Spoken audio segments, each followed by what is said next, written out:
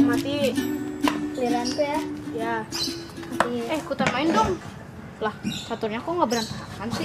Ya dong, ini kan papan catur ajaib, namanya Magneto. Kan nyari kalau ada orang lagi main jangan iseng. Aku bingung deh. Di rumah, ibuku menempelkan kertas di kulkas, tapi tidak memakai lem. Ibuku menjawab memakai magnet. Dan sekarang papan catur ini aku angkat, tidak jatuh juga. Dia bilang pakai magnet juga. Magnet itu apa sih? Kamu kalau mau nanya magnet sama aku, tapi kalau mau dijawab sama Fadil dan Dea. Kirain yang mau jawab kamu. Arik, magnet memiliki dua kutub, yaitu kutub utara dan kutub selatan. Jika kutub tidak senama didekatkan, maka akan terjadi gaya saling tarik-menarik. Contohnya pada catur ini. Tetapi jika kutub senama didekatkan, maka akan terjadi gaya tolak-menolak. Bagaimana, Arik? Apakah kamu sudah mengerti tentang magnet? Oh, aku sudah mengerti sekarang tentang magnet.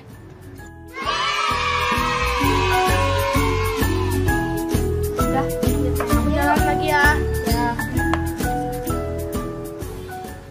Halo Sobat X Science, senang sekali Kak Herman dapat berjumpa kembali dalam program kesayangan kita, X Science, Eksplorasi Sains. Sobat X Science, jika sebuah magnet kita potong terus-menerus, maka kita akan mendapatkan magnet-magnet kecil. Magnet-magnet kecil ini disebut sebagai magnet elementer, alias magnet domain, yang memiliki sifat dapat menarik beberapa benda.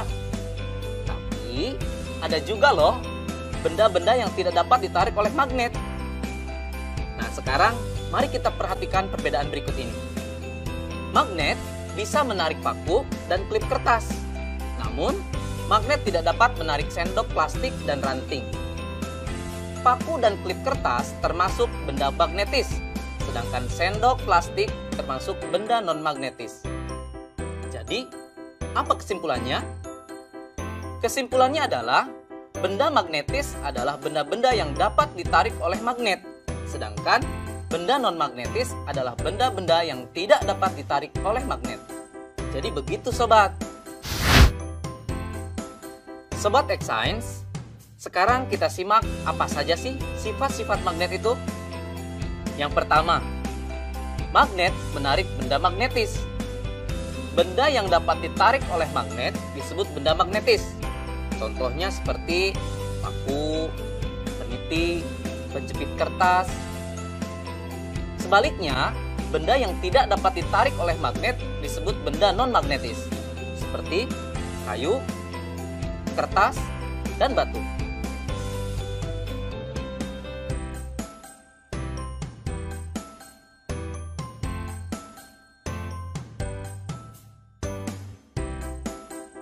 Sifat yang kedua adalah magnet mempunyai dua kutub. Biasanya disebut kutub utara dan kutub selatan. Jika kita mendekatkan kutub-kutub yang senama, maka magnet tersebut akan saling tolak-menolak.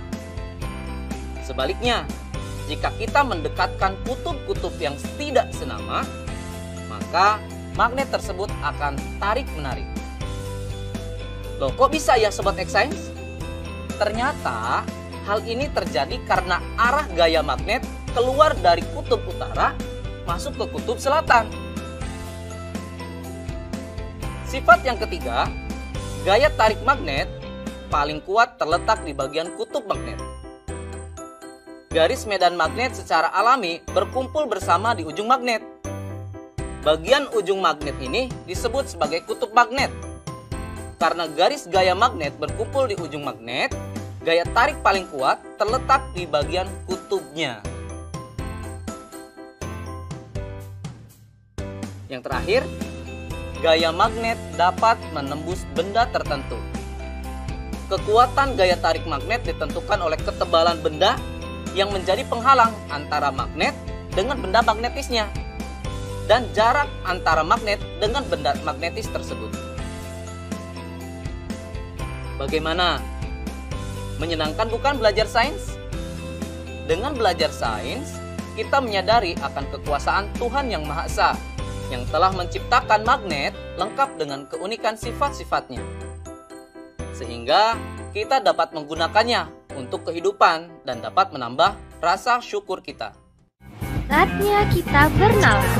Yuk, mari kita bernalaria. Ada satu magnet batang T, U, dan dua batangan benda yaitu P, Q, dan RS. Dua batang benda P, Q, dan RS didekatkan pada magnet TU. Hasilnya ditunjukkan pada tabel berikut ini.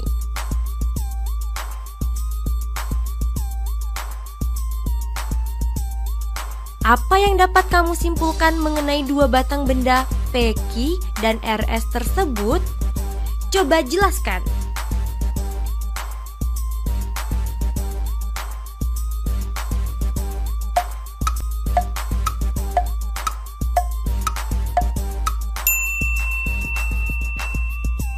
Yuk simak pembahasannya. P, Q adalah magnet, sedangkan RS adalah benda magnetis. P, Q adalah magnet karena ketika ujung P didekatkan dengan ujung T, terjadi saling tarik-menarik. Sementara ketika ujung P didekatkan dengan ujung U, terjadi saling tolak-menolak. Begitupun ketika ujung Q didekatkan dengan ujung T, terjadi saling tolak-menolak. Sementara ketika ujung Q didekatkan dengan ujung U, saling tarik-menarik. RS adalah benda magnetis karena ketika semua ujung batang didekatkan ke ujung magnet TU, terjadi saling tarik-menarik.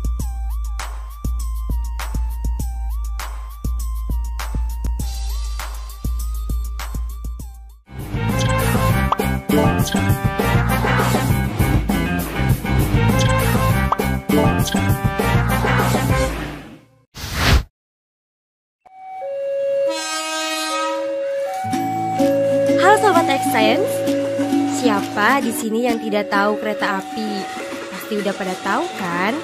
Kereta api masih memanfaatkan roda dengan rel sebagai lintasannya, sehingga ketika kereta api melintas pasti akan menimbulkan kebisingan. Tapi apa jadinya ya jika laju pergerakan kereta api ini dipadukan dengan aplikasi dari sifat-sifat magnet?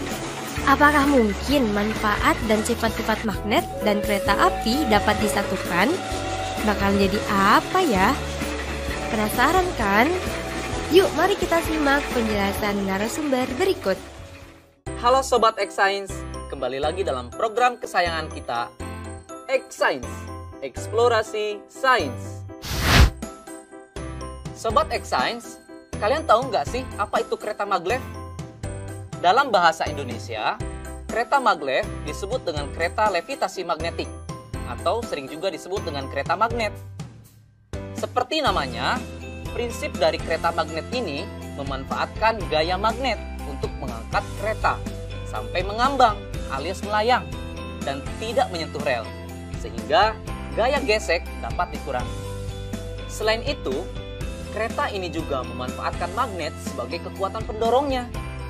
Dengan kecilnya gaya gesek dan besarnya gaya dorong, kereta ini mampu melaju dengan kecepatan sampai 600 km per jam.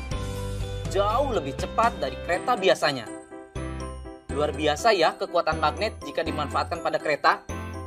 Nah, sekarang bagaimana jika diterapkan pada bidang yang lain ya? Saatnya kita seru-seruan bereksperimen dengan menggunakan magnet, yaitu pensil melayang. Loh, kok bisa pensil melayang? Pasti penasaran bukan? Yuk kita mulai. Terima kasih Kak Herman. Alat dan bahan yang dibutuhkan pada eksperimen ini adalah sebagai berikut: pensil, magnet berbentuk ring, karet alat. Langkah-langkahnya adalah sebagai berikut. Tempatkan 4 magnet berbentuk ring pada kasur karet. Upayakan kutub yang menghadap ke permukaan senama dengan kutub magnet yang dipasang nantinya pada pensil. Masukkan 2 ring magnet pada pensil.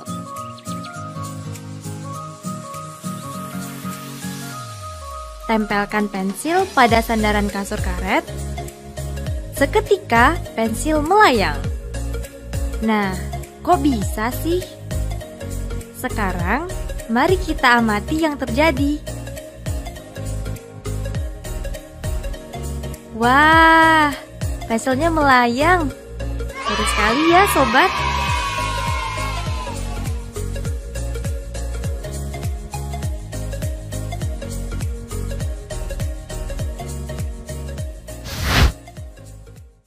Adik-adik, tadi sudah melihat kan percobaan pensil melayang?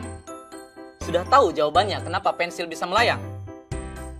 Pensil dapat terangkat ke atas dan melayang karena pengaruh dari gaya tolak-menolak kutub magnet yang senama antara magnet yang ada di pensil dan magnet yang ada di styrofoam.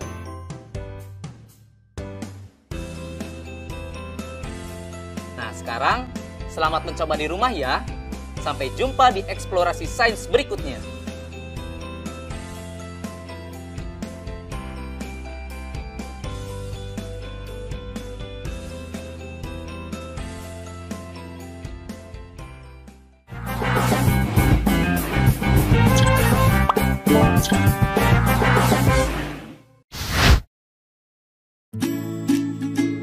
Bagaimana? Bisa gak? Bisa dong, caranya kita gabungkan kabel ini ke bohlam.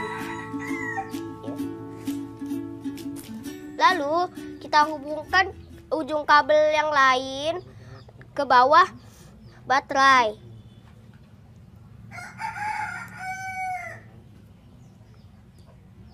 Jadi deh. Wah, nyala, keren ya. Kalian lagi apa sih? Oh, bikin lampunya menyala. Sini aku juga bisa.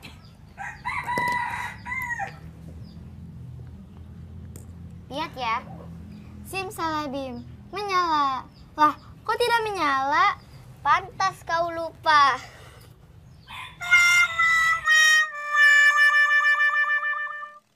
Halo Sobat X-Science, kembali lagi bersama Kak Herman dalam program kesayangan kita, X-Science, Eksplorasi Sains. Sobat X-Science, tahu tidak kenapa bohlam bisa menyala ketika dihubungkan dengan baterai menggunakan kabel? Itu karena ada arus listrik yang mengalir. Nah, arus listrik itu mengalir dari kutub positif ke kutub negatif, atau dari tegangan yang lebih tinggi ke tegangan yang lebih rendah. Bagaimana ya dengan larutan? Bisa tidak menghantarkan listrik? Baik adik-adik, kita buktikan yuk dengan eksperimen. Sobat X-Science, eksperimen kita kali ini adalah percobaan larutan elektrolit dan non-elektrolit. Alat dan bahan yang dibutuhkan dalam eksperimen ini yaitu toolkit listrik yang berisi gauge-meter, aquades, air garam, dan air asam jawa. Setelah semua alat dan bahan tersedia, maka langkah selanjutnya, masukkan ujung kabel ke larutan aquades, lalu amati jarum pada meteran alat atau disebut gauge. Tidak bergerak. Setelah itu, ulangi proses kegiatan dengan menggunakan larutan air garam dan larutan asam jawa. Perhatikan pergerakan jarum pada gauge meter.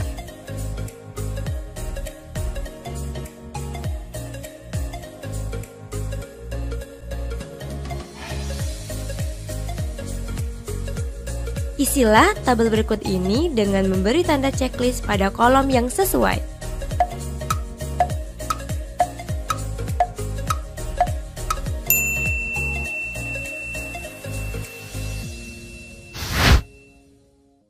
Sobat X-Science, sekarang kita simak ya penjelasan hasil eksperimennya.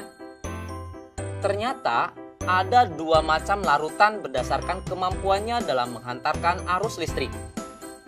Larutan yang tidak menghantarkan arus listrik disebut larutan non-elektrolit.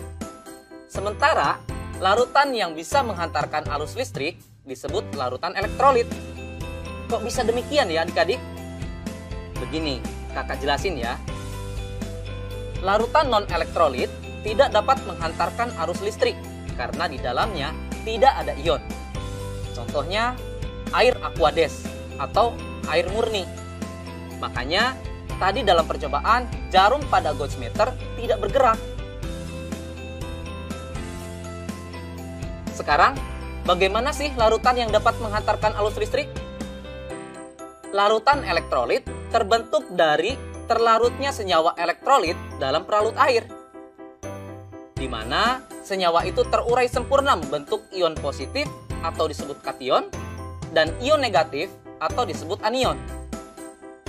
Pada saat arus listrik melewati larutan elektrolit, ion-ion dalam larutan menghantarkan arus listrik, seperti layaknya dalam kabel. Nah, Sobat X-Science, sekarang kita lihat larutan garam dan larutan Aquades. Jarum pada gauge meter bergerak pada larutan air garam. Ini menunjukkan kalau air garam dapat menghantarkan arus listrik. Kenapa bisa demikian?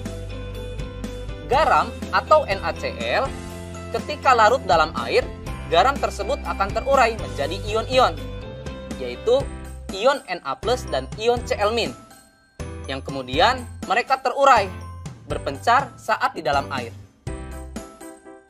Begitu penjelasannya adik-adik. Menyenangkan bukan belajar sains? Sampai jumpa di eksplorasi sains berikutnya.